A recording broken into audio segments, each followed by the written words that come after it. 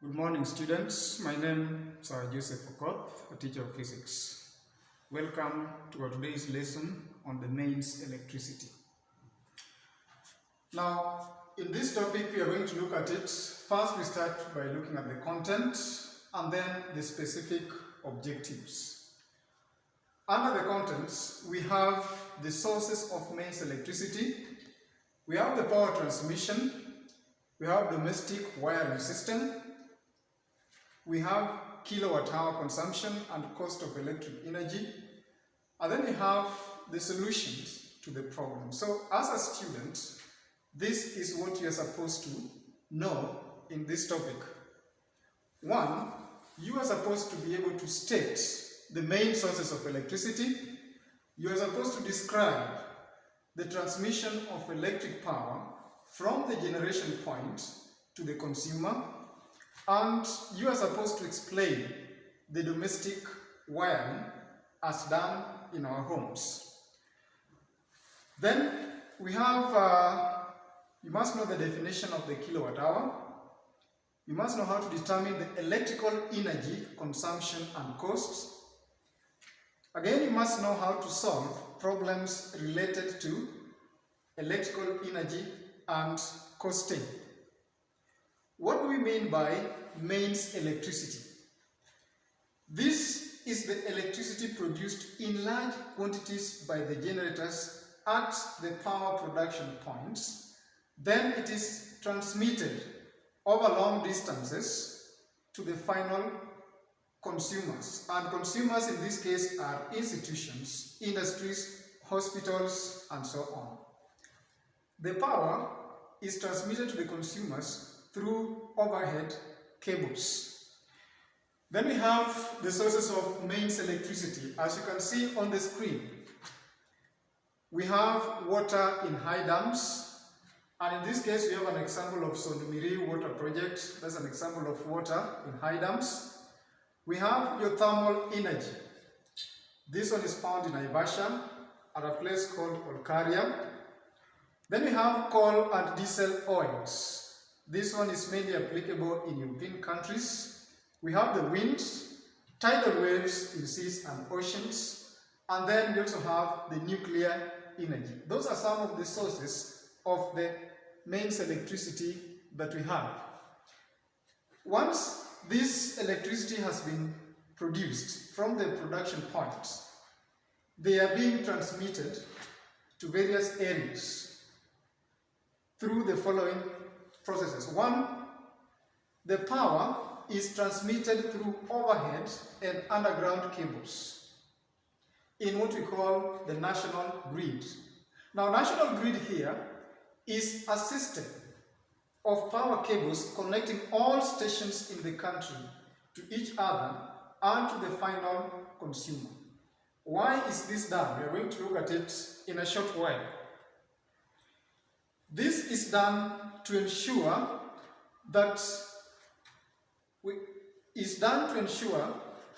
when there is interruption of power supply, the consumer will still get the power even if there is a breakdown in one of the stations. This is because other stations will still be supplying electricity to the consumers in spite of the breakdown of the other station. Then we have the national grid. As a whole, this is a summarized process of the national grid. As you can see, this is the point where the power is being generated. After generation, it is then stepped up by the step-up transformer to high voltages, where it is transmitted through overhead cables and pylons over long distance until it reaches a substation. From the substation, the power is then channeled to another substation where it is being stepped down further, and at this point it is now being distributed to various points. One, it can be distributed to the various industries, as you can see on the chart here, or it can be distributed from the station to our local homes, to the hospitals, and even to some automated devices. Then next we have the high voltage transmission. generation point, power is being transmitted at a high voltage. Why is it being transmitted at a high voltage? At high voltage, the current is very low, and therefore the power lost when the voltage is high is very minimal. And since this power has to be transmitted to long distances and at a high voltage, resistance has to be minimized, and this can only be achieved if the voltage is high. Current has to be at lower value so that the power loss is being reduced. And as you can see here, this is what we are talking about. We have the power loss given as I squared R, where I is the current and R is the resistance. So that combination gives us the power loss. And as you can see, if power is small, then the power loss also is small. If current is high, then the power loss will be high. That is why we transmit it at a low current and at a high voltage. Next is an explanation of what we have. At the production stations, current power is produced in AC, that is alternating current. AC can easily be stepped up and it can easily be stepped down as opposed to the direct current. So it's very easy to step this up because it is being produced at the AC instead of the DC. Then at the substation, there is step down of the voltage to 110 volts. At this point, that voltage can be supplied to some heavy consumers. Then this voltage is stepped down further for the use in our homes and even in our villages at a voltage less than 110 volts. The diagram below illustrates the summary of the transmission of the power. This is the power station where we have large turbines and we have large boilers and also large generators. This is where the power is being produced. After production, it is produced at 11 kilovolts. This voltage is stepped up by the step-up transformer to 132 kilovolts, where it is now being transmitted at overhead cables and pylons. It goes and then it is stepped down at the main substation. At the substation, this voltage is channeled to heavy industries.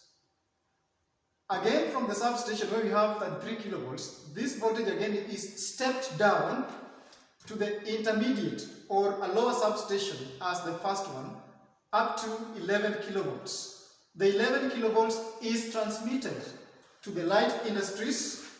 Then again it is further stepped down to 240 or 220 voltage. And this is the power that is now being transmitted to the consumers, the villages, hospitals, and even the institutions. Then we have again the power transmission networks, the summary of what we have just seen. Power is being produced at 11 kilovolts, stepped up by step-up transformer to 132 kilovolts. This power is again stepped down to 33 kilovolts, where it is being channeled to heavy industries. Then 33 kilovolts is further stepped down to 11 kilovolts to the light industries, again stepped down to 240 kilovolts. From here is where now the power is channeled to the schools, to the villages, and to the hospitals. Lastly, we have the dangers of high voltage transmission. These are some of the dangers. One, there is risk of electric shock.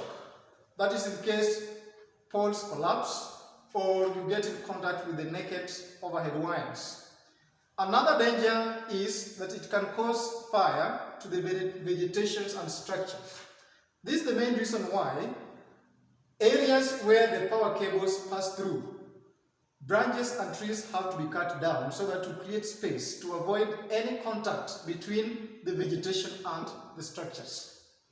We also have some harmful effects due to the electric fields from the EM of electromagnetic radiations from the same power cables. These are some of the dangers associated with high voltage transmission. Now, up to that point, we have seen what the mains electricity is. We have seen the sources of electricity, and we have seen in details the transmission process of the power. Till the next lesson, goodbye.